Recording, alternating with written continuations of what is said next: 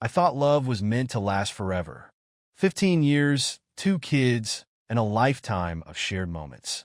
All wasted. She decided to tell me, of all times while under anesthesia. I've been cheating on you since the beginning, she slurred. The kids aren't even yours. Her words hit me like a bullet to the chest. Everything I thought I knew collapsed in an instant. How are you supposed to survive something like that? How do you wake up each day knowing everything you've lived is a lie? But I wasn't going to just survive. I was going to make sure she felt every bit of the pain she caused me. Every single moment. Dr. Jacob Sullivan gripped the steering wheel tightly, feeling the leather press against his fingers. The hum of the engine and soft music from the radio did little to calm the storm swirling in his head. In the passenger seat, his wife Emma rested her head against the window, still groggy from her dental procedure. "How are you feeling?" Jacob asked, forcing a smile as he glanced her way. Emma's response was an incoherent jumble of words, her eyes unfocused. Jacob chuckled lightly, reminded of the countless patients he'd seen post-treatment. But this was different. This wasn't a patient. This was Emma, his wife of 15 years, the woman he believed to be the mother of his children. When the light turned red, Jacob brought the car to a stop. He leaned over to adjust her seatbelt, wanting to make sure she was secure. As his hand grazed her shoulder, Emma's eyes suddenly fluttered open.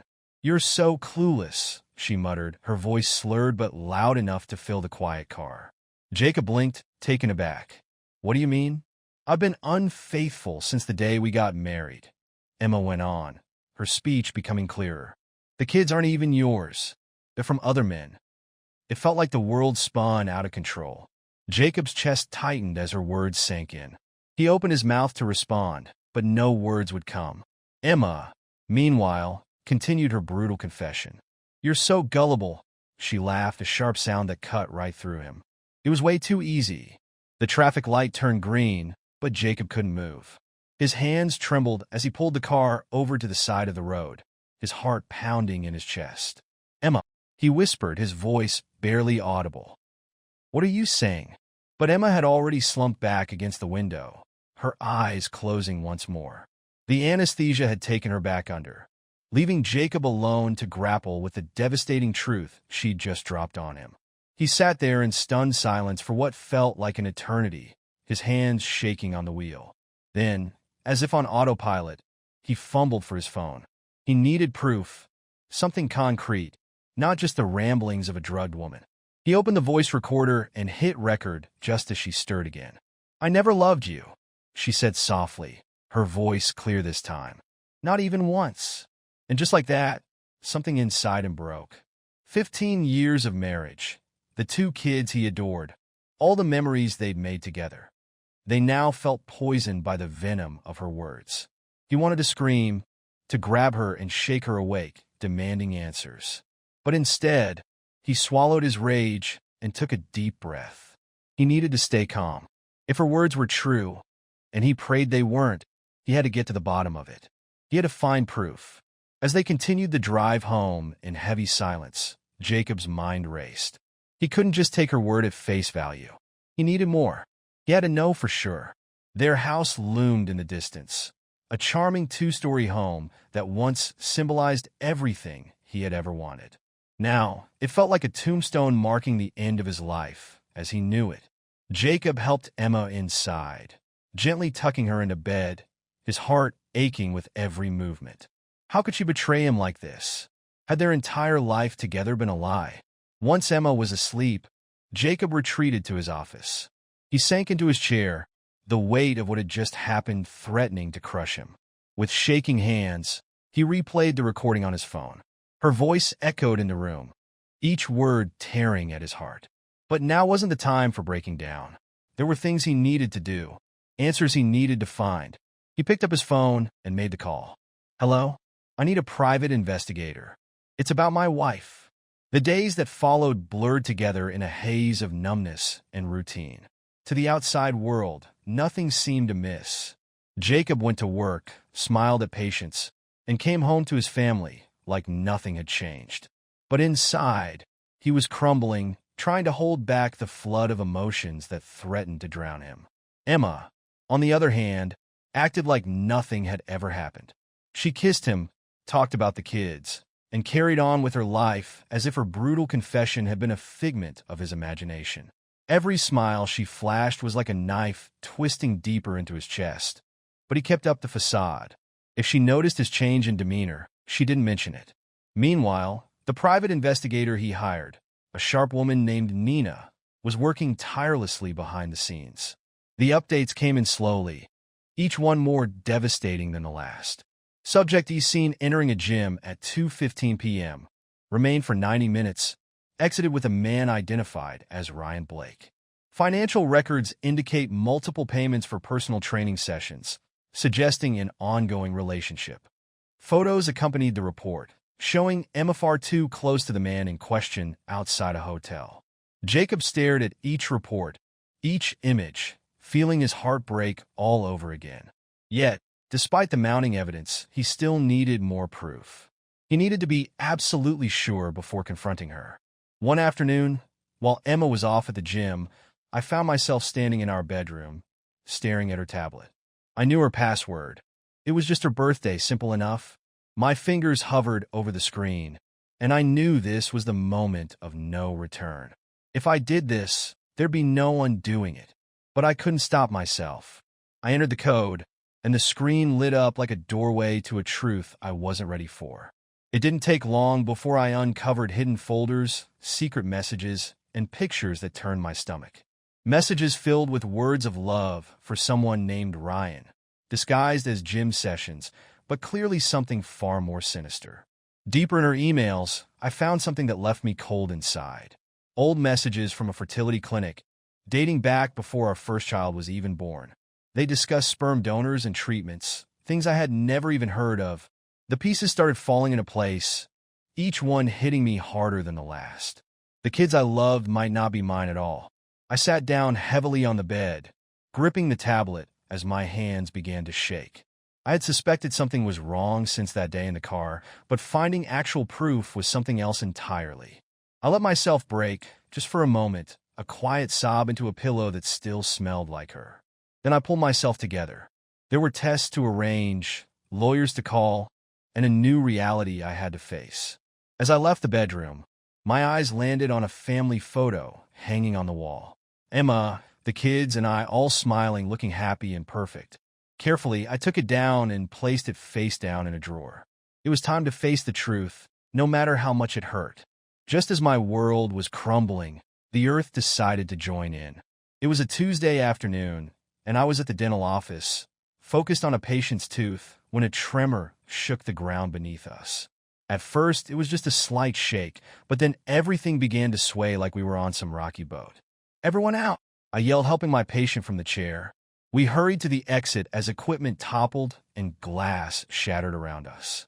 Outside was chaos. Car alarms blaring, people screaming, and in the distance, I heard a building collapse with a deafening crash. My first thought was of Emma and the kids. I grabbed my phone and tried dialing with trembling fingers. "Jacob," Emma's voice crackled through, panicked and shaky. "Thank God. Are you okay?" "I'm fine," I said, surprised at how calm I sounded. "How are you and the kids?" "We're all right. We're at home. The house is damaged, but we're safe." Relief flooded me, but it was tainted by the cold, hard truth I now knew about her. "Stay put. I'm coming home." The drive was a nightmare, with cracked roads and power lines down everywhere. My practice had taken a beating, years of effort now in ruins. But as I made my way through the chaos, a plan began to form.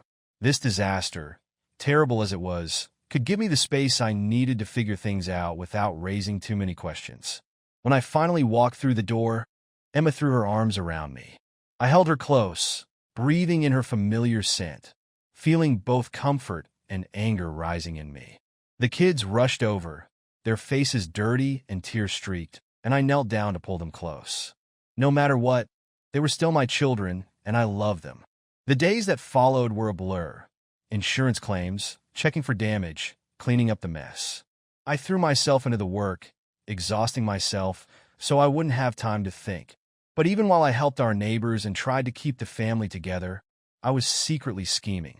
The earthquake hadn't just destroyed our home. It had shaken up Emma's perfectly constructed world, and I planned to use that to my advantage. One night, while Emma was busy on the phone with the insurance company, I slipped into her office. The mess from the quake had made her careless.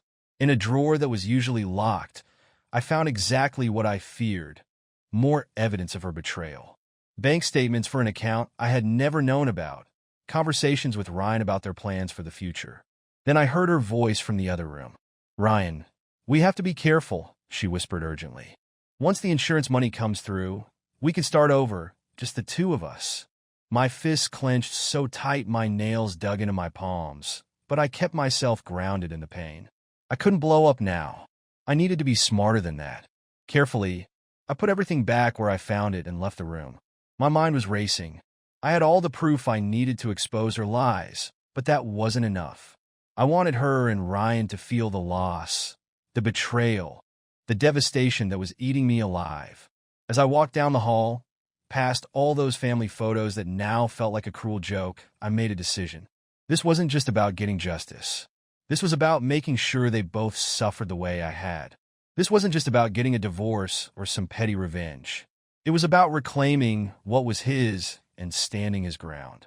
Sitting in his dimly lit home office, Dr. Jacob Sullivan stared at his computer screen, the soft glow reflecting off his tense face. His fingers hovered above the keyboard, ready to put the next phase of his plan into action. He was creating a new identity: Lucas Bennett, a savvy businessman with a keen interest in local investment opportunities. It was all fake, but the goal was clear: to get close to Ryan Blake, the man who had ripped his life apart. Jacob clenched his jaw as he uploaded a picture of a man who looked like he belonged on the cover of Forbes. The image wasn't far off from his own appearance, just polished enough to pass as a successful businessman, but different enough that no one would recognize him right away. He took a deep breath and got to work, carefully crafting Lucas's backstory. Harvard Business School alum, years of success in tech investments, and recently developing a passion for health and fitness. Every detail was meticulously selected to be just believable enough. As he typed, his mind drifted to Emma. Was she with Ryan right now? Were they laughing together about how they had fooled him, played him like a fool? His jaw tightened in anger, but he forced himself to stay calm, focusing on the task at hand. This wasn't the time to lose his cool. Once satisfied with the profile, Jacob navigated to Ryan Blake's business page for Flex Fitness. His cursor hovered over the message button before he clicked it, a slight smirk creeping across his face. "Mr. Blake," he typed, slipping seamlessly into the persona of Lucas Bennett. "I've recently relocated to the area and noticed your gym. I'm looking for investment opportunities in the fitness industry and would love to discuss the potential to expand your business." He hit send and leaned back, his heart pounding in his chest. The trap was set. Now, all he had to do was wait. The response didn't take long. Within the hour, Ryan replied, and Jacob could almost sense his excitement. "Mr. Bennett," it read, "I'm thrilled to hear from you. I've been searching for investors to help take Flex Fitness to the next level. When can we meet to discuss this opportunity?" Jacob felt a rush of satisfaction. Ryan had taken the bait. Over the next few weeks, Jacob played his role to perfection. Lucas Bennett and Ryan Blake exchanged dozens of messages, with Jacob gradually drawing him deeper into the charade. He expressed increasing interest in Flex Fitness, dropping hints about a large investment that would catapult the gym to new heights. Ryan, blinded by greed, eagerly shared his expansion plans: new equipment, celebrity endorsements, and even locations in other cities. Emma's name started cropping up more often in their communications. Jacob noticed her in emails, overheard her voice during phone calls in the background. It was clear she was involved, excited about the prospect of a new life, with Ryan at the center of it. The thought unsettled Jacob, but he quickly buried those feelings, turning them into fuel for his growing scheme. While Lucas kept leading Ryan on, Jacob was working on another angle. Late one night, he sent a carefully crafted email to the IRS from an encrypted account. "To whom it may concern," he wrote, "I believe Ryan Blake, the owner of Flex Fitness, has been committing tax fraud for several years." Attached are documents showing suspicious financial activity. The attachments were a blend of truth and fiction, Just enough real details to grab their attention, mixed with false information to steer them in the direction Jacob wanted. As he clicked send, a pang of guilt washed over him. This was no longer just about getting back at Ryan. This could destroy the man's entire life. But then he thought of Emma's betrayal, her deceitful smile, and the guilt quickly evaporated. Ryan had taken everything from him. Now Jacob was going to take it all back. Meanwhile, in the kitchen, Emma hummed to herself as she stirred dinner on the stove. Things were falling perfectly into place. Ryan's gym was on the verge of a major expansion, all thanks to a mysterious investor who had come out of nowhere. Soon, they'd have the money to start a new life, far away from all this. She felt a slight tug of guilt when she heard Jacob come through the front door. Poor, clueless Jacob, who had been nothing but supportive through it all, even suggesting they invest in a business together. But she shook that guilt off, just as easily as she had ignored her conscience for months. "Honey, I'm home," Jacob called from the hallway. Emma plastered on a smile as he walked into the kitchen. "Welcome back. How was your day?" He leaned in and kissed her cheek, a gesture that once might have made her heart flutter, but now she barely resisted the urge to pull away. "Busy but good. What about you?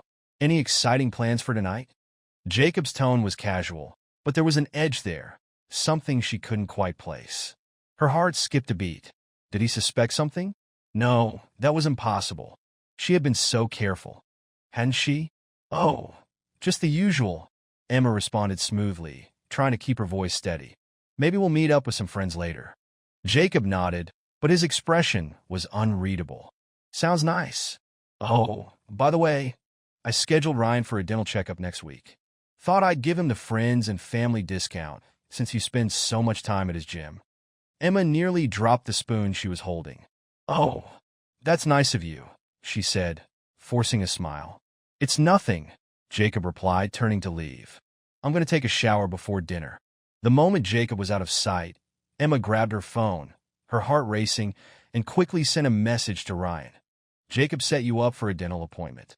Be careful." Upstairs, Jacob smiled to himself as he watched Emma's message pop up on Ryan's phone. The monitoring software he had installed was doing its job perfectly. Everything was falling into place, just as he had planned. A week later, Ryan sat nervously in Jacob's dental chair, completely unaware that he was walking right into a trap. "Open wide," Jacob said with a cheerful tone, snapping on a fresh pair of gloves. As he worked, he kept the conversation light, talking about everyday things, putting Ryan at ease. It was almost too easy to collect the DNA sample he needed without Ryan noticing. That night, after Emma had fallen asleep, Jacob carefully packaged the sample and sent it off for testing. It was another piece of the puzzle, another step toward the truth he had been slowly unraveling. But DNA wasn't the only weapon in Jacob's growing arsenal. In the weeks that followed, Jacob took things further. He discreetly installed hidden cameras and microphones around the house, capturing every whispered conversation, every stolen glance between Emma and Ryan. It made his stomach turn to watch them together, but he forced himself to press record, knowing each moment would be part of their undoing. Meanwhile, Jacob played the role of the devoted husband flawlessly. One evening, while they were having dinner, he casually brought up their finances. "You know, I really think this business idea could be great for us," he said, his tone warm and sincere. "We should use the house as collateral. It'll show the bank we're serious about investing." Emma's eyes lit up, and Jacob had to fight back his disgust. She was so eager, so excited, ready to gamble everything without a second thought, unaware that she had already lost it all. She quickly agreed, dreaming of the money she thought was just around the corner, while Jacob quietly finalized his plan. Behind the scenes, he sent anonymous packets of information to Ryan's wife and business partners. Inside were damning photos, text messages, and financial records, evidence of the affair and Ryan's shady dealings. Jacob had even manipulated their joint financial records, making it appear as though Emma had been secretly siphoning off money for months. Late into the night, Jacob worked tirelessly, crafting documents that painted Emma as a thief, guilty of embezzling their shared finances. The trap was set, and now, all that was left was to spring it. The storm hit on a Tuesday. Ryan was in the middle of a training session when IRS agents walked into Flex Fitness. "What's going on?" he demanded, watching in shock as they began seizing documents and computers. One agent calmly handed him a warrant without explanation and continued their work. At the same time, Emma was out enjoying lunch with friends when her phone buzzed. It was a message from Ryan. "IRS at the gym. Everything's frozen. Call you later." Fear tightened in her chest. This couldn't be happening. Not now, when they were so close to their dream. But the bad news didn't stop there. By the time she made it home, her entire world had started crumbling. Ryan's wife had publicly exposed the affair, posting damning evidence all over social media for the world to see. His business partners quickly distanced themselves, expressing their shock and outrage. The fallout was swift and merciless, and then came the final blow. "Emma." Jacob's voice was calm as he walked into the kitchen, holding a stack of papers. "We need to talk." She turned and saw the divorce papers in his hand. Panic gripped her. "Jacob, I can explain." He held up a hand, cutting her off. "Save it, Emma. I know everything. The affair. The money. How long did you think you could keep it hidden?" Her mind raced. How could he possibly know? How could he have figured it all out? As if reading her confusion, Jacob continued. "Did you think I wouldn't notice the missing money? The late nights? The constant lies? I've known for months. I was just waiting for the right moment." Emma's world began to spin. The business plan, Jacob's sudden interest in their finances. It had all been a trap. She had walked right into it, and now there was no way out. "The kids," she whispered, desperate to find something to hold on to. "They're innocent. You wouldn't." "Wouldn't what?" Jacob's voice was cold, the anger barely hidden beneath his calm demeanor. "Leave them? Like you were planning to do?" He took a step closer, his eyes hard. "Don't worry, Emma. I care about those kids, even if they're not mine by blood. But you? You won't be seeing them again." Emma sank into a chair, her heart pounding as the full weight of her actions crashed down around her. In just a matter of hours, she had lost everything. Her lover, her children, her entire future. Looking up at Jacob, she saw no hint of sympathy in his eyes, only the steady, unyielding resolve of a man who had been betrayed and was now determined to get his justice. Emma realized in that moment just how much she had underestimated Jacob. This wasn't the same naive, simple man she thought she'd married. He had unraveled her entire life piece by piece, and as Jacob calmly laid out the terms of their divorce, a chill ran down her spine. For all the years she believed she was outsmarting him, manipulating him behind his back, it turned out she was the real fool. The conference room at Jameson and Callaway law offices felt less like a place for business and more like a battleground. Jacob sat at one end of the long table, looking disturbingly relaxed, while Emma and Ryan sat opposite him, shifting nervously in their seats and exchanging worried glances. Jacob's lawyer, David Callaway, stood by the window, indifferent to the tension filling the room. This moment belonged to Jacob. "Thank you both for coming," Jacob began, his tone smooth, almost too calm. "I thought it would be best to go over the divorce terms in person." Emma narrowed her eyes, immediately suspicious. "Terms? Jacob, you can't be serious." "Oh, I'm quite serious," Jacob interrupted, his voice taking on a harder edge. "Can we finally be honest with each other now?" With deliberate precision, Jacob opened his briefcase and pulled out a thick folder. He spread photos and documents across the table like cards in a poker game, showing his hand. Ryan leaned in to get a closer look, his face draining of color as he recognized the photos. Images of him and Emma together in private moments, secret meetings, and even money changing hands. What is all this?" Ryan stammered. "This," Jacob said, his voice dripping with insincerity, "is what we call leverage. While the two of you were busy planning your future, I was collecting a lot of interesting information about your activities." Emma's breath caught in her throat as she stared at the evidence before her. You knew," she whispered wide-eyed. "This whole time?" Jacob's cold laugh echoed in the room.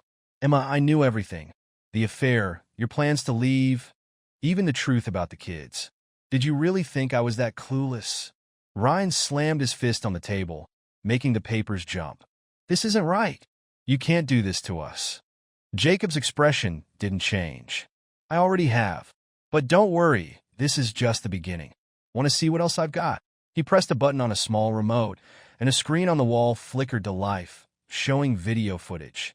Emma and Ryan, caught in intimate conversations, plotting their escape, laughing about how they thought they'd fooled Jacob. You spied on us? Emma's voice shook with horror. You invaded our privacy? In our home? Jacob's eyes hardened. You mean the home you planned to sell out from under me? The home where you lived while betraying me? Yes, Emma, I did that. Ryan stood up abruptly, his chair scraping loudly against the floor. This is insane. We're leaving. Jacob smiled, a dark, calculated grin. I wouldn't recommend that, Ryan. See, some of the information I've uncovered, especially the financial misconduct, has already piqued the interest of the authorities. It would be unfortunate if certain details fell into the wrong hands, don't you think? Ryan's face turned ashen as he slowly sank back into his chair. Emma could feel her world crumbling around her. Every glance between Jacob and Ryan felt like another layer of her carefully constructed life was being ripped apart. What do you want, Jacob? She asked quietly, her voice trembling. Jacob leaned back, his confidence unwavering. What do I want? I want you to understand the full weight of what you've done. How your selfishness has hurt me, our family, and the people who trusted you. He gestured to his lawyer. David, would you mind stepping out for a moment? We need to have a more personal conversation. Once the door closed behind David, Jacob's calm mask slipped, revealing the pain and anger underneath. His eyes locked on Emma's, and his voice dropped to a low, icy tone. Did you ever love me, Emma? Was any of it real? Emma flinched under his gaze. I thought I did at first, but then what? Jacob's voice was sharp, cutting through her like a knife. Instead of being honest with me, you led me on for years. You let me raise children that might not even be mine, while you planned your little getaway. Ryan tried to jump in, sensing an opportunity. Look, Jacob, we didn't mean... Enough! Jacob snapped, silencing him with a glare. You don't get to speak. You were nothing but a distraction for someone who had lost her way. Turning back to Emma, Jacob's voice grew heavier with emotion. This isn't just about the affair, Emma. It's about the lies, the way you were willing to destroy everything we built for your own selfish reasons. Tears welled up in Emma's eyes. Jacob, please, we can work through this for the kids. The kids? Jacob said bitterly, his face twisting in disbelief. You mean the kids you were ready to abandon? No, Emma, you don't get to hide behind them now. He rose from his seat, towering over the table as he stared down at her. Here's how this is going to work. You'll sign these divorce papers. You'll accept my terms, which are far more generous than you deserve. And then you'll both be out of my life for good. Ryan, visibly shaken, tried to muster some courage. And if we refuse? Jacob's smile returned, cold and predatory. Then the authorities will get all the information I've gathered. Tax fraud, financial manipulation, infidelity. You'll both lose everything. And trust me, Ryan, they won't just freeze your assets this time. They'll take them. Ryan paled, looking to Emma for some kind of reassurance, but she had none to give. She had already lost control of everything. Now, all she could do was watch as Jacob methodically dismantled the life she had tried to build with lies. Jacob's smile was cold and unrelenting as he delivered the final blow. Then I share everything, the lies, the financial issues, all of it. I will make sure you both face the consequences. It's your choice. The room fell silent, the weight of his words pressing down on Emma and Ryan like a heavy cloud. Emma's hand shook as she reached for the pen, realizing the gravity of what she was doing. She scribbled her name on the papers, avoiding Jacob's gaze until the last second. I really am sorry for everything, she whispered, her voice fragile. Jacob's expression remained hardened as he gathered the papers. No, Emma, he said flatly. You're not sorry for what you did. You're just sorry you got caught. There's a big difference. With that, he stood up, gathering his things and heading for the door. Before stepping out, he turned one last time. And Ryan, Jacob added, a dangerous smirk playing on his lips, you might want to find a good attorney. You're going to need it.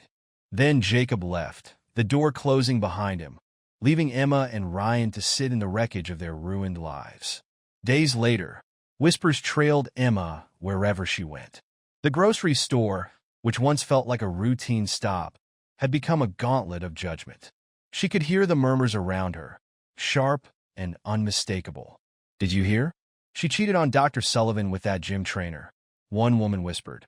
"Those kids aren't even his," another added, louder than necessary.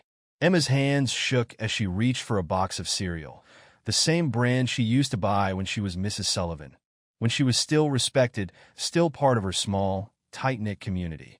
But now, each reminder of her old life felt like a slap in the face. After the divorce, she tried to keep her head up, but Jacob's influence was everywhere. Gradually, she became a pariah. Invitations dried up. Friends, even the closest ones, distanced themselves, not wanting to be associated with her disgrace.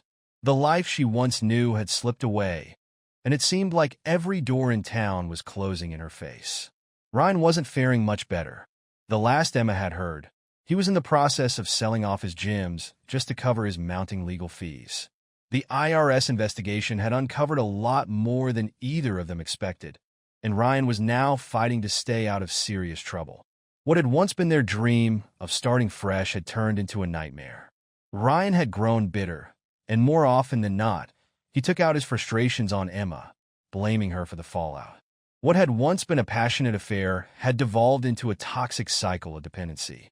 Both of them were clinging to the shattered pieces of what might have been. After her grocery run, Emma walked to her car, a far cry from the shiny SUV she once drove. She loaded the bags into the trunk, her mind lost in the painful reality of her new life, when she heard familiar voices. "Mom!" She turned to see her kids. No, Jacob's kids, she corrected herself, running toward her. Jacob stood a short distance away, watching closely. Emma forced a smile as she knelt down to hug them. "Hey, sweethearts, did you have fun with your dad?" Emily, her eldest, beamed. "Yeah, we're going to the zoo today. Dad says we can see the new tiger cubs." Emma's heart ached at the mention of the zoo. She had promised them that trip before everything had fallen apart. "That sounds wonderful, honey. Make sure you tell me all about it next time I see you." As the kids excitedly chattered about their plans, Emma glanced up at Jacob. His face remained calm, but she could see the complexity in his eyes. Hurt, anger, but also an unshakable protectiveness toward the children. Despite everything that had happened between them, he had kept his word. He stayed present for them, a stability she knew she no longer had the right to claim. It was a kindness she didn't deserve. "All right, kids," Jacob called out, his voice gentle. "Say goodbye to your mother. We got to get to the zoo before the crowds."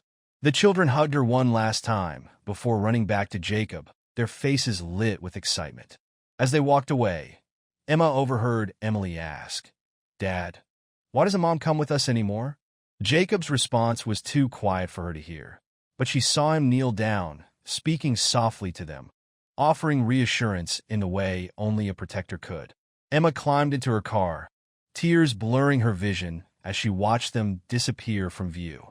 This was her life now, watching from the sidelines as Jacob and the kids moved forward without her, while she remained stuck in the aftermath of her choices.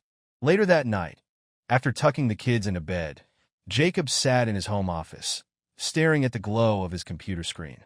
His fingers hovered over the keyboard, hesitating for just a moment before typing the words he had been holding back for weeks. "You have a right to know," the email began. He filled in the rest of the message, detailing the truth about the children, their names, their ages, the circumstances surrounding their conception. The email was addressed to two men Jacob had never met, but who had a connection to the children he had loved and raised. It was a final piece of the puzzle, a chapter that needed to be closed. With a deep breath, Jacob clicked send. It was done. There was no going back. Jacob felt a deep sense of fulfillment as he closed his laptop, knowing he had done his duty to the children, who had been caught in a web of adult betrayal and deceit. The time he had spent with them, bedtime stories, trips to the park, and laughter-filled afternoons, had been genuine moments he would always hold dear. It was bittersweet, but he knew it was time for a fresh start, not just for himself but for the children as well. They would get to know their biological fathers, and Jacob could finally begin anew, free from the constant reminders of Emma and the life they once shared. As the morning sun filtered into the empty rooms of the home, Jacob stood in the doorway of what had been the master bedroom. He held a single cardboard box, the last of his belongings, ready to be loaded into the moving truck waiting outside. The house had been sold weeks ago, another necessary step in cutting ties with this town and the life he had built here. Tomorrow, new owners would move in, and Jacob hoped they would find the happiness that had eluded him in these walls. As he walked down the stairs, his footsteps echoed in the silence, a final reminder of how empty the house had become. When he reached the kitchen, he paused. On the counter lay an envelope, unfinished business he had to resolve before leaving. Setting the box down, Jacob picked it up, his neat handwriting spelling out Emma on the front. He had debated whether she deserved even this small gesture, this final word. But in the end, it wasn't about her. It was for his own peace of mind. This was his last goodbye before turning the page. Inside the envelope was a single sheet of paper, carrying the weight of his pain, his anger, and his farewell. Emma, the kids' real fathers know about them. Good luck with that. I'm leaving this town for good. Goodbye. Jacob placed the envelope back on the counter where it would be easily found. He picked up his box and walked out of the front door for the last time. The moving truck was loaded, and his new life awaited him in a city far from this one. A fresh start, where he would open a new dental practice, paid for by the sale of his old one and the divorce settlement. This was the clean break he needed, free from the weight of betrayal and deceit. Before climbing into the driver's seat, Jacob took a moment to look back at the house, now just an empty shell of what could have been. The life he had once envisioned, the future he had hoped for, was all gone now, dissolved in the lies and infidelity that had poisoned everything. For a brief second, doubt crept in. Had he gone too far? Emma and Ryan had lost so much, their reputations, their jobs, their future. Even the kids, whom Jacob had come to love deeply, would inevitably be affected by the chaos their parents had caused. But then Jacob remembered the cruelty of Emma's words in the car, the years of deception she had woven, her readiness to throw away their family for her own selfish desires. No, he hadn't gone too far.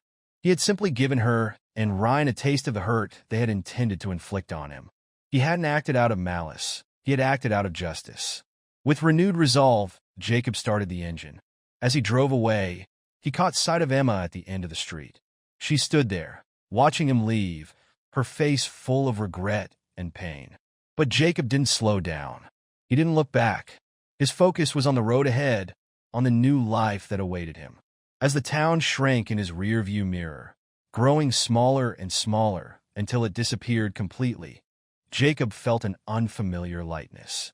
The anger, the hurt, the need for vengeance, all of it had evaporated, replaced by a calm sense of purpose. He was Dr. Jacob Sullivan, and he was stepping into a new chapter. His past was now a lesson learned, not a weight he would carry forward. His future, however, was full of endless possibilities.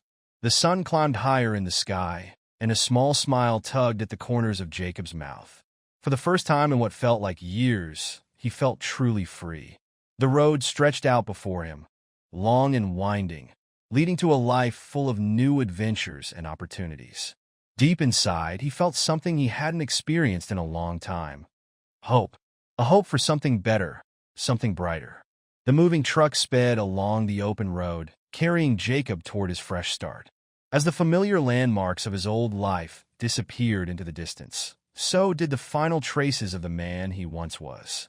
Dr. Jacob Sullivan, as he had known himself, was gone.